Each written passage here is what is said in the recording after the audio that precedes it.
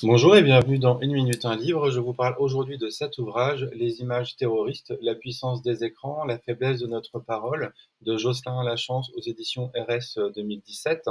Alors, je reviens justement d'un congrès où j'ai eu l'occasion d'échanger avec Jocelyn et je lui précisais la puissance de cet ouvrage qui m'a accompagné dans de nombreuses formations, notamment lorsque je travaillais sur la question de la radicalisation et particulièrement sur la diffusion, la réception des images violentes et ou de violence d'ailleurs. Et au-delà de la thématique, cette question d'éducation à l'image, leur réception, leur force et notamment l'impact.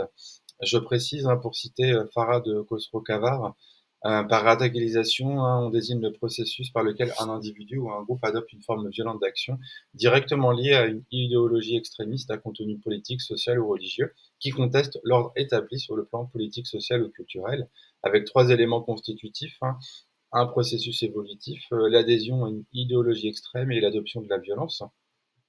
Alors le terrorisme justement contemporain ne cherche pas seulement à tuer, il vise avant tout à contaminer l'imaginaire, ce qu'explique très bien Jocelyn Lachance.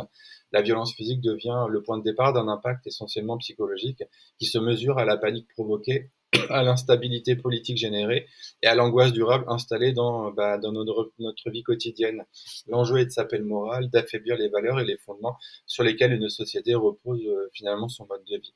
Alors, ce phénomène s'inscrit d'ailleurs aujourd'hui dans un contexte inédit de production et de diffusion des images. La mise en scène n'est plus assurée par les auteurs des attaques, mais souvent par les victimes elles-mêmes qui filment, enregistrent et diffusent volontairement ou non les événements. Je me recontextualise en 2017. Cette visibilité accrue amplifie l'effet recherché. Le terrorisme déploie d'autant mieux sa puissance qu'il circule via des images virales. Ainsi, la terreur ne se limite plus au journal du 20h, elle s'invite en continu dans nos vies à travers des vidéos partagées par des proches qui débordent de leur contexte d'origine et nous submergent. Et ces images contribuent à entretenir une peur persistante, celle que la menace puisse ressurgir à tout moment, prolongeant l'objectif initial, imprégner durablement nos imaginaires de scénarios catastrophiques.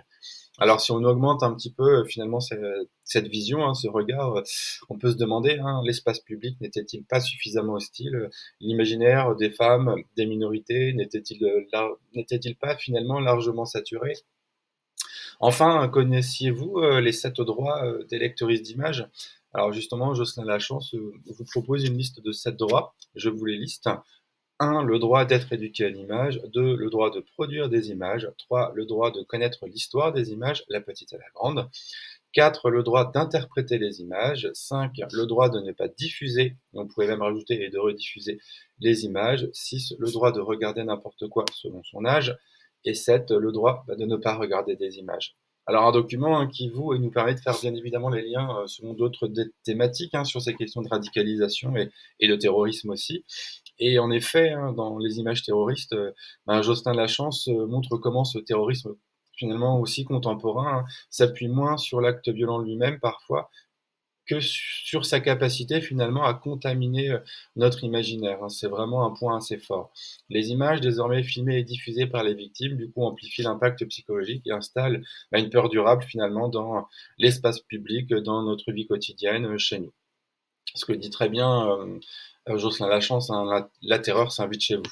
Alors cette réflexion dépasse largement la radicalisation, elle interroge notre rapport aux images, leur puissance émotionnelle et la nécessité d'une véritable éducation à leur réception et à leur diffusion aussi, et à leur création. Alors où la terreur circule par nos écrans, apprendre à regarder, à choisir de ne pas regarder, devient ainsi finalement un enjeu de citoyenneté, citoyenneté au pluriel, parce qu'y compris numérique, un enjeu en tout cas majeur. Voilà. Donc je vous souhaite une belle découverte si vous ne connaissez pas. Honnêtement, c'est un ouvrage de 2017, mais qui est finalement encore très actuel finalement, dans de nombreux liens que l'on peut faire finalement sur ces thématiques également au pluriel. Voilà. Bonne lecture, bonne découverte et à bientôt.